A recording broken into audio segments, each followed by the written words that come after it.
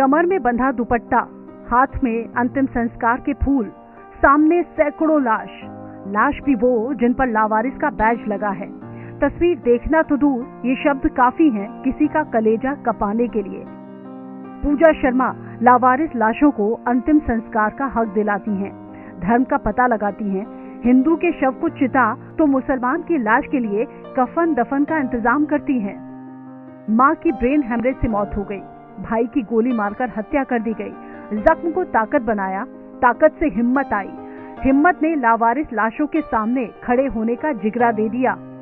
इंसानियत की जिंदा मिसाल पूजा शर्मा विधवाओं का सहारा बनती हैं और रेप पीड़ितों की लड़ाई भी लड़ती हैं। पूजा का बिन विकल्प का संकल्प इंसानियत है, जिसका कोई नहीं उसका खुदा है, और खुदा का भेजा पूजा जैसा फरिश्ता। जिन एड्स पीड़ितों को बेघर करके हाशिए पर ढकेल दिया गया, उनकी लड़ाई भी लड़ती हैं। जमाने के लिए जीने वाली पूजा का पसंदीदा गाना है, अपने लिए जिए तो क्या जिए, तू जी ए दिल जमाने के लिए। न रिश्ता न नाता, फिर भी दूसरों के लिए जीने का जज्बा इंसानियत की बुनियाद तैयार करता है। पूजा जैसे लोग इसी बुनियाद पर अच्छाई की इमारत खड़ी करते हैं। आपको सलाम, आपके जज्बे को सलाम। हम महिलाएं के बेहद खास एपिसोड में आपका बहुत स्वागत है। आपके साथ मैं रचना बंसल। हर हफ्ते हमारी कोशिश होती है एक ऐसी शख्सियत आपके सामने लाने की जो उदाहरण सेट करे कि हाँ, महिलाएं ये काम भी कर सकती हैं। सोशल सर्विस के नाम पर बहुत से सोशल वर्कर्स आपको दिखे होंगे जो लोगों की हेल्प करते हैं, अलग अलग तरीके से मदद करते हैं। लेकिन एक ऐसी शख्सियत मुझे दिखाई दी जो बहुत ज्यादा बहादुर हैं, जो लावारिस शवों का अंतिम संस्कार करती हैं। आप अंदाजा लगाइए, वो लावारिस शव जो कई बार तो पूरी तरह से सड़ चुके होते हैं, कई बार कीड़े पड़ चुके होते हैं, और कई बार तो शव ऐसे होते हैं जिसमें हाथ नहीं होता, पैर नहीं होता, धड़ नहीं होता या फिर सर नहीं होता। ऐसे शवों को बहुत बहादुरी से वो अपने पास लाती भी हैं और उनका पूरे विधि विधान के साथ अंतिम संस्कार भी कराती हैं। तो मैं बिना देर किए वेलकम करूंगी आज हम महिलाएं के खास शो में पूजा शर्मा जी का। पूजा जी, बहुत स्वागत आपका। जिस तरह मैंने आपका प्रोफाइल देखा, मुझे यकीन नहीं हुआ कि एक लड़की इतनी हिम्मत कैसे जुटा सकती है, क्योंकि लड़कियों को लेकर तो कहा जाता है ना, वो तो एक कॉकरोच और छिपकली से भी डर जाती हैं। लेकिन पूजा के अंदर इतनी हिम्मत कैसे आई कि लावारिस शवों को लाना और फिर उनका पूरे विधि विधान से अंतिम संस्कार करना, ये पूरा हटकर एक सोच है, कैसे आई? मैम, मेरी जो मम्मी थी उनकी 2019 में दिमाग की नस फटने की वजह से डेथ हो गई थी।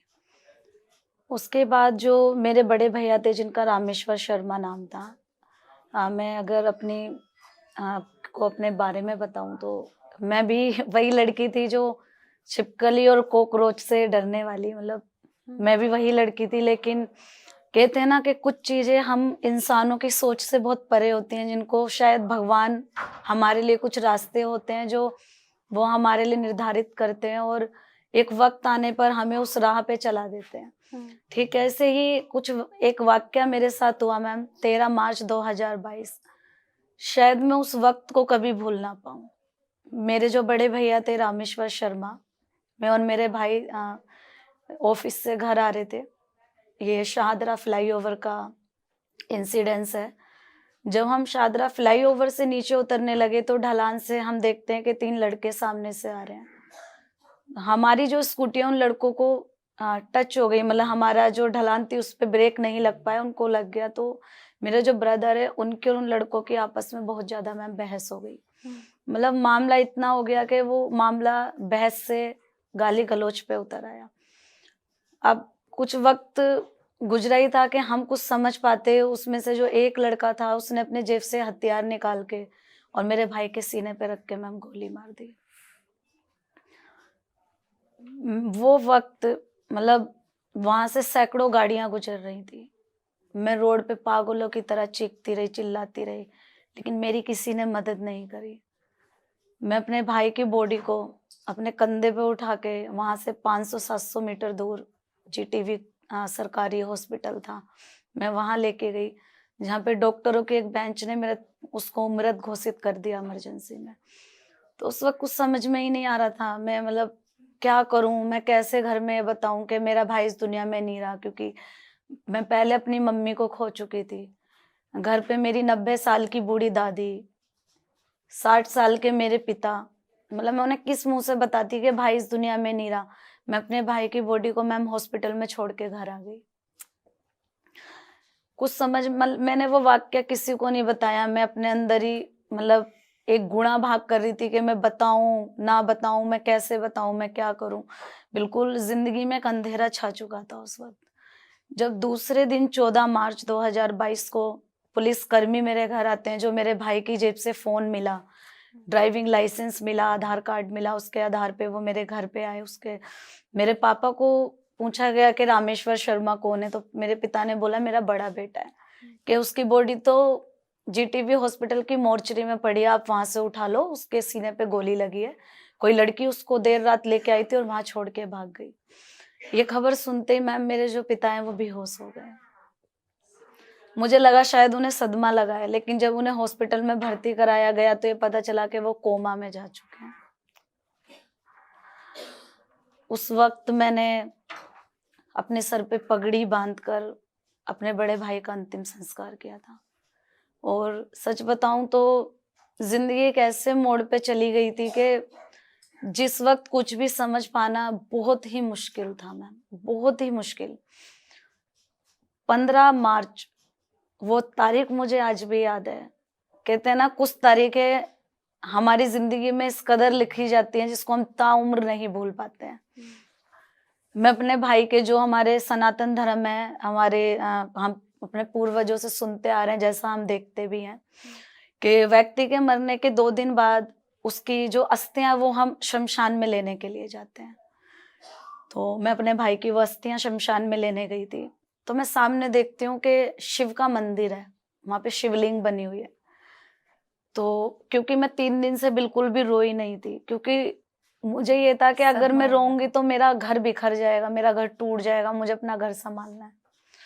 तो मैं उस शिवलिंग को पकड़ के 2-3 घंटे में रोती रही कि बाबा तुमने मेरे साथ ये क्या कर दिया, आपने मेरी मम्मी छीन ली, मेरा भाई मेरे सामने चला गया, मेरे पिता कोमा में हॉस्पिटल में भर्ती हैं, मेरे से ऐसा क्या गुनाह हो गया, या मेरे परिवार ने ऐसा कौन सा पाप कर दिया जो हम आज इन सब चीजों को मतलब फेस कर रहे, मैं ये सब चीजें देख रही हूँ।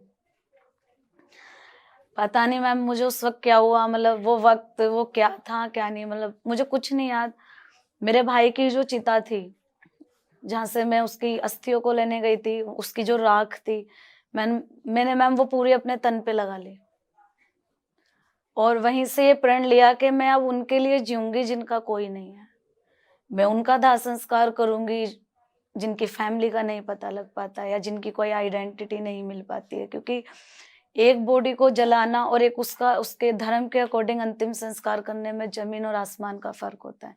कहीं ना कहीं मेरे दिल में ये बात घर कर गई थी कि शायद मेरे भाई की जेब से अगर वो आधार कार्ड या ड्राइविंग लाइसेंस नहीं मिला तो उसको ऐसी लवारिसों में जला दिया जाता है। क्योंकि मुझ में तो सच बताऊं उतनी हिम्मत ही नहीं बची थी कि मैं ये बता सकती कि मेरे भाई की डेथ हो चुकी है, पापा या दादी को या किसी और अदर पर्सन को।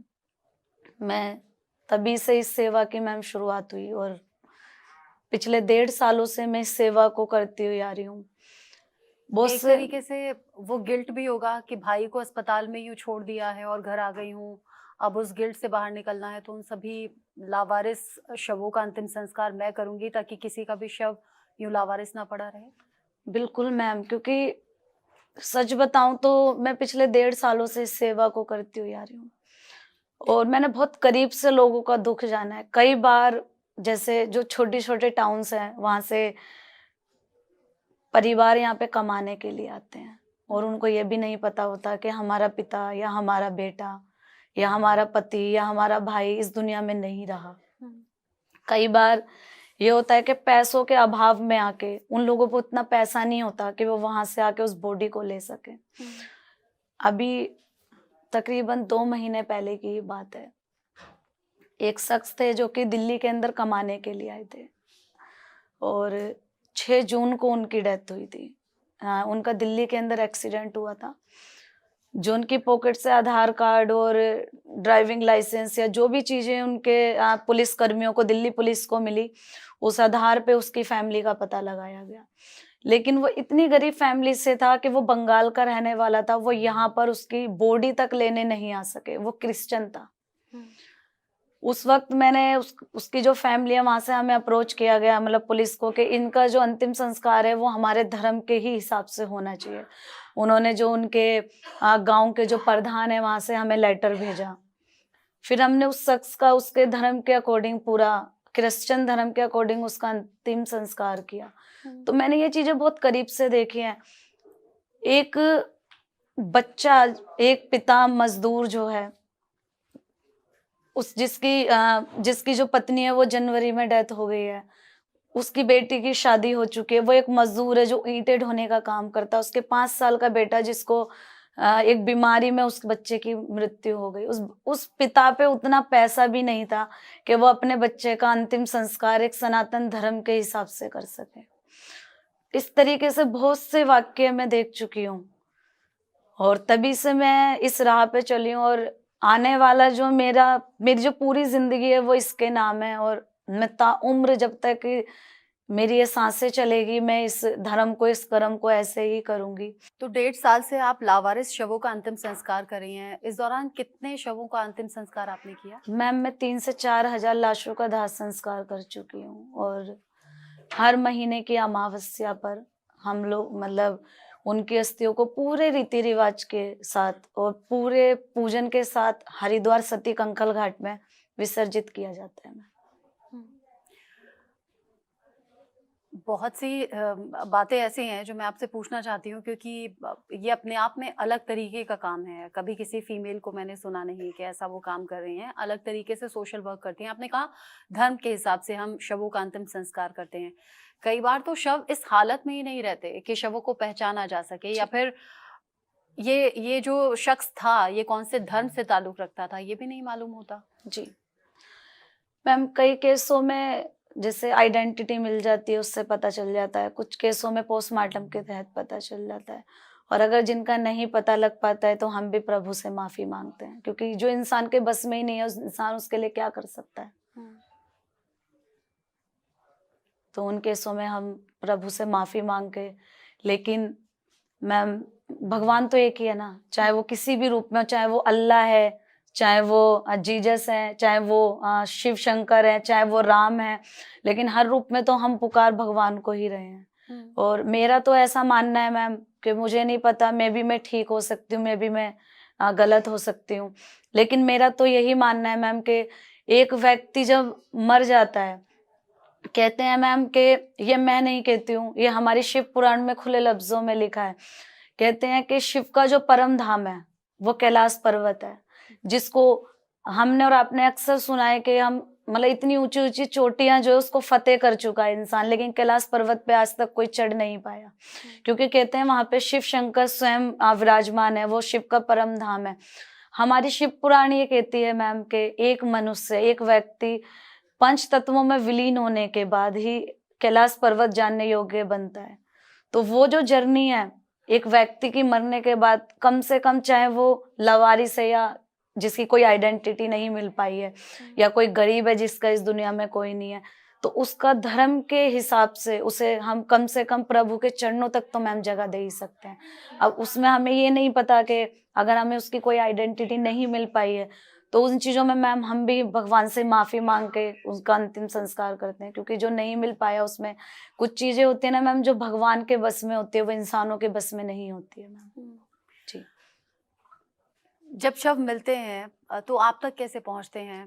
जी मुझे मैम सरकारी हॉस्पिटल से जानकारी मिलती है, पुलिस कर्मियों से जानकारी मिलती है। अच्छा, आपने सबसे कोऑर्डिनेट किया हुआ? हाँ जी मैम, मैं खुद हॉस्पिटल्स में, मोर्चरीज में जाती हूँ बॉडीज को लेने। और आप दिल्ली में रहती हैं? हाँ जी, मैं दिल्ली में रहती हूँ।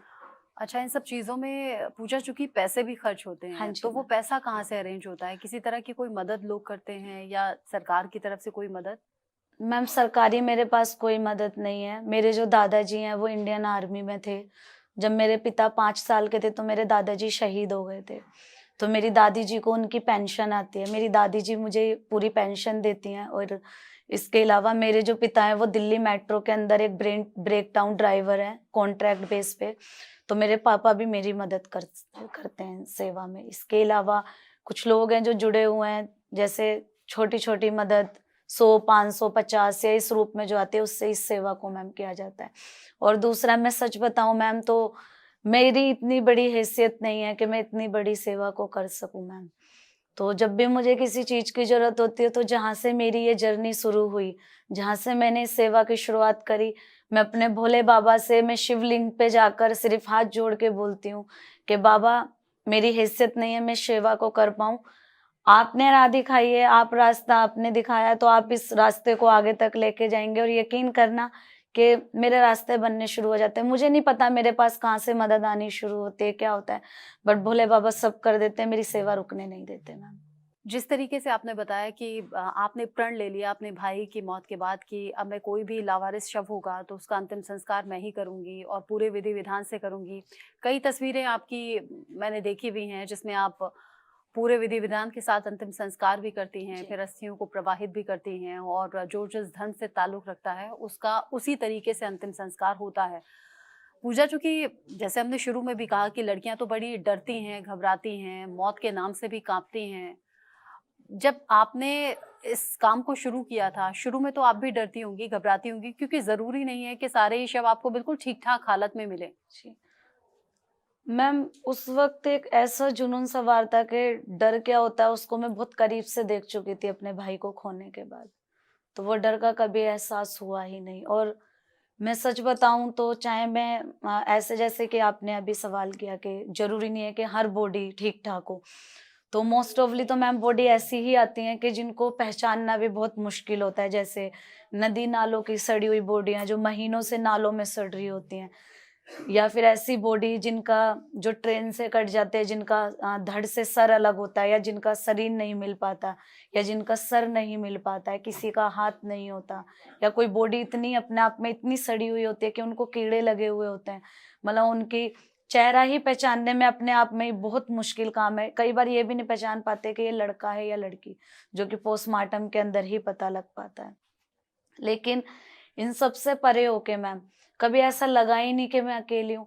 मुझे हमेशा ऐसे लगा कि मेरे पीछे शायद मेरे भोले बाबा खड़े हैं, मेरे वो प्रभु खड़े हैं जिन्होंने मुझे इस राह पे चलाया, और मुझे वो इस राह पे खुद हाथ पकड़ के चला रहे हैं। तो कभी उस डर का मुझे कभी एहसास नहीं हुआ। और सच बताऊं तो मैं जो भी अंतिम संस्कार करती हूँ वो मैं शिव का नाम लेकर ही करती हूँ।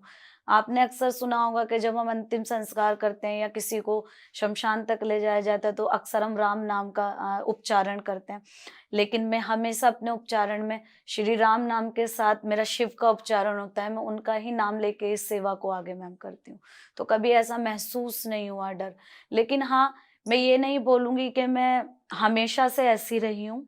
मैं भी वही लड़की थी जो कॉकरोच और छिपकलियों से डरती थी। मैं वही लड़की हूँ जो अगर गली में भी किसी की डेथ हो जाए तो मैं 10 दिन घर से बाहर नहीं निकलती थी कि भूत है, मुझे लग जाएगा, या ये मेरे सपने में आएगा। लेकिन आज मैं वही लड़की हूँ कि आज मेरे सामने लाशों के ढेर होते हैं और मैं उनके लिए उपचारण कर रही होती हूँ और उनका अंतिम संस्कार कर रही अब होती आते हूँ। हैं कभी ऐसे सपने? कभी नहीं आते मैम। सुकून की नींद आती है? बहुत सुकून मैम, बल्कि आप यकीन कीजिएगा कि आपने हमारा हमारा धर्म कहता है कि अक्सर हम शमशान से आके घर पे नहाते हैं, लेकिन मैं 1.5 सालों में पिछले कभी शमशान से आके नहाई नहीं हूँ। जब मैं उस चिता को जला रही होती हूँ, जब वो चिता जल रही होती है, उसकी जो अग्नि है, जब वो मेरे चेहरे पे उसकी जो तपन पड़ती है ना मैम, मुझे उससे और ताकत मिलती है कि नहीं, अभी मुझे इस सेवा को नहीं रोकना, अभी बहुत कुछ करना है इस जिंदगी में, अभी इस सेवा को बहुत आगे तक लेकर जाना है। तो अच्छा, एक तो ईश्वर की शक्ति है जिनका आप बार बार जिक्र कर रही हैं, जी। भोले बाबा, लेकिन एक शक्ति तो आपके पिता और आपकी दादी की भी है, क्योंकि अगर वो फाइनेंशियली सपोर्ट नहीं करते तो आप ये सब नहीं कर पाती। बिल्कुल मैम, अगर मैं बोलूं, सबसे पहले तो मैं भगवान का दर्जा अपने पिता और दादी को ही देती हूँ। और मेरी इस सफर में, मेरी इस सेवा में मेरे जो पिता हैं, मेरी जो दादी हैं, उन्होंने मेरी हमेशा कंधे से कंधा मिला के मदद करी है। एक वक्त वो भी था कि जब मैं इस सेवा में आई थी, क्योंकि मैं उतनी फाइनेंशियली मजबूत नहीं हूँ, मैं बहुत बड़े घर की बेटी नहीं हूँ, मैं बहुत नॉर्मल से परिवार की बेटी हूँ। एक वक्त ये भी आया था मैम कि मैंने इस सेवा में, मेरी जो माँ है, हर माँ की एक आरजू होती है, एक इच्छा होती है कि कल को मेरी बेटी की शादी होगी।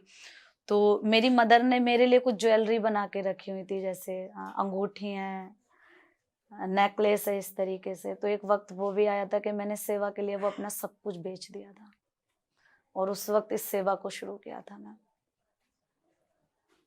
बहुत बड़ी बात है कि माँ नहीं है और माँ ने जो कुछ जोड़कर बनाया बेटी के लिए, तो बेटी ने वो सब भी इस काम के लिए बेच दिया।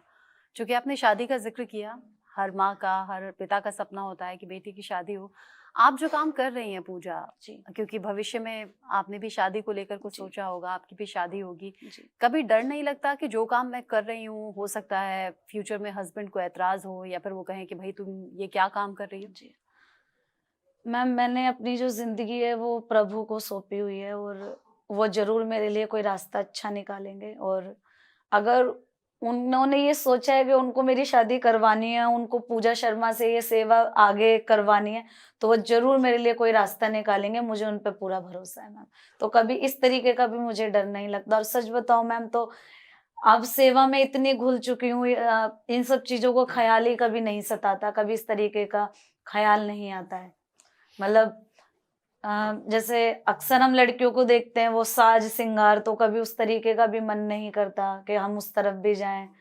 मतलब मन उस तरफ कभी विचलित ही नहीं होता। प्रॉपर एक लगता है कि नहीं, सेवा करनी है, ताउम्र करनी है।